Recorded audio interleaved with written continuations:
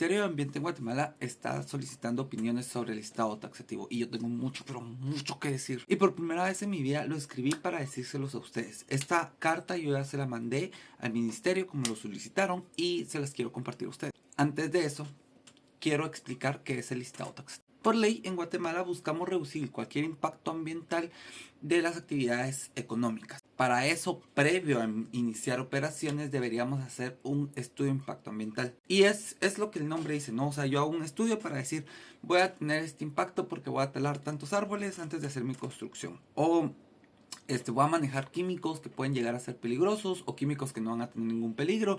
Estos son los posibles efectos y así es como los voy a manejar. Y entonces yo, para determinar qué tipo de estudio tengo que hacer, si es de alto impacto, mediano impacto, bajo impacto, voy al listado taxativo donde se encuentran varias actividades económicas desglosadas y donde por cantidad de algo determino yo cuál es el impacto ambiental que voy a llegar a tener. Entonces, por ejemplo, tenemos acá sector 1, agrícola, subsector A, monocultivos, y nos vamos acá, digamos, al 5, que es para las bebidas, cosecha de té, área de producción agrícola, es mi número de medida por hectáreas, ¿no? Y entonces me dice que aquí determino yo cuál es mi rango, ¿no? Entonces, si estoy acá arriba de 45, pues ya soy categoría C con PGA, que es plan de gestión ambiental. Y luego están las categorías. Entonces la categoría A es de mayor impacto ambiental, la categoría B es de medio impacto, donde tenemos B1 que es un impacto alto, B2 es un impacto medio bajo, C es el más bajo, pero ahora existe C que es el bajo bajo y C con plan de gestión ambiental que es como un medio bajo. Ya que ya sabemos que es el listado taxativo, aquí están lo que le dije al ministerio. Introducción, omitir. El actual listado taxativo resulta insuficiente en comparación con otros sistemas, como el de la Unión Europea o el de China. Por ejemplo, en el rubro de construcción solo se considera la extensión de tierra, hectáreas, para inferir el impacto ambiental, pese a que es conocido que proyectos de pequeña escala pueden ser altamente dañinos. Asimismo, el cultivo de ciertas hortalizas que demandan grandes cantidades de agua o agroquímicos pueden quedar en categoría C, con plan de gestión ambiental, aun cuando su impacto en recursos hídricos o por contaminación de aguas abajo puede ser significativo. El listado taxonómico de la Unión Europea se fundamenta en el principio de do not significant harm, o no causar daño significativo.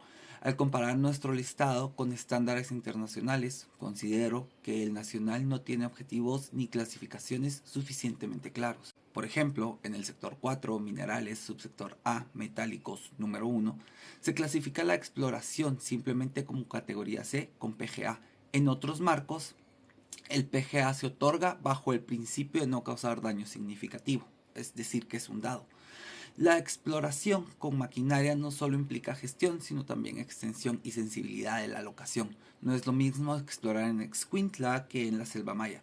Sería pertinente contar con un listado taxativo básico, complementando con criterios que amplíen la clasificación según el nivel de invasión o daños en otras dimensiones, de acuerdo con las mejores prácticas de la industria. Otro fenómeno recurrente es la clasificación incompleta o irregular, que se repite a lo largo del listado. En el sector 6, industria, subsector F, industria manufacturera número 1, el impacto salta de categoría C a B2 sin pasar por C con PGA, que debería ser la base de todas las actividades, y de B2 pasa a B1 sin llegar nunca a categoría A.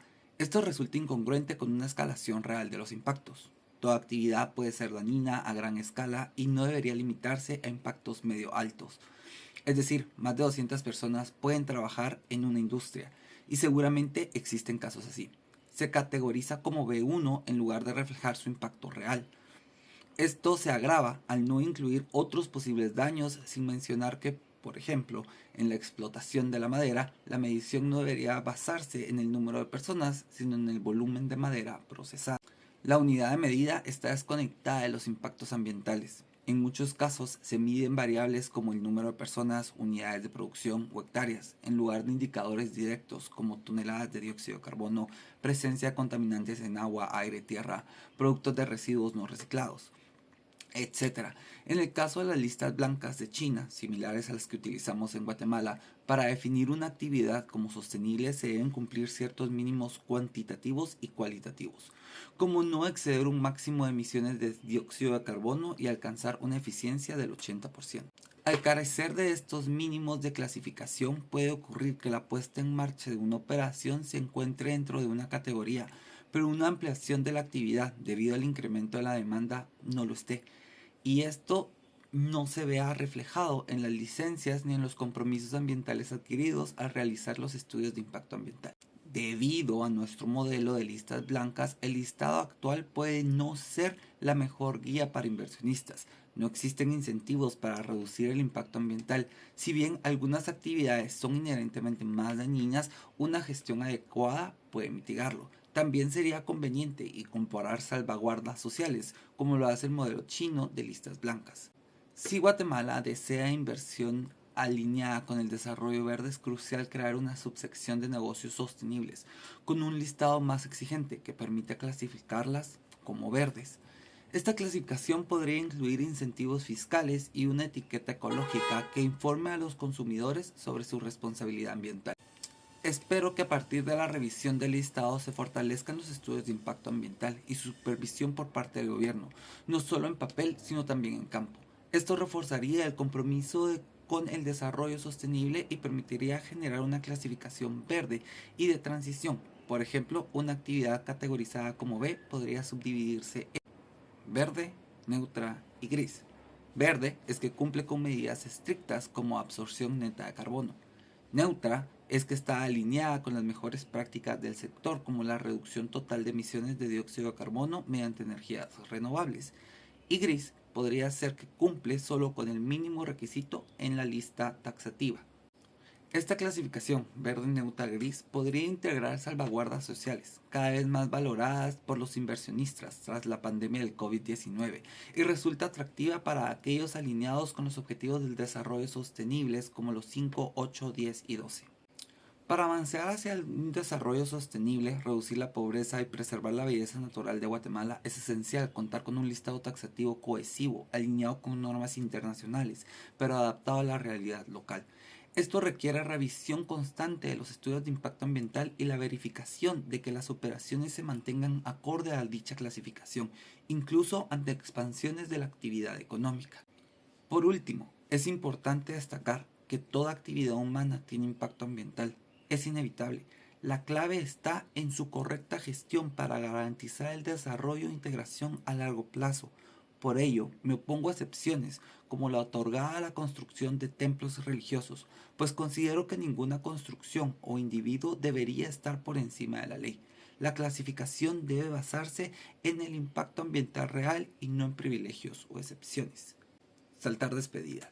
El último caso va a ser controversial, porque la gente basa muchas de sus creencias en su religión. Pero esto no limita ninguna expresión de fe.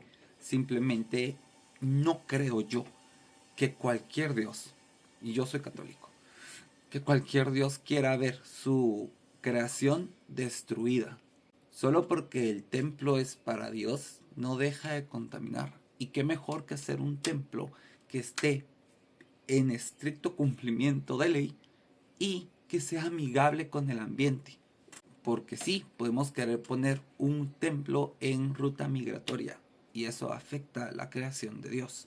Y eso está mal. A Dios no le va a agradar. En fin, les quiero pedir que por favor etiqueten al ministerio para que esto sí les llegue porque no han contestado a mi correo.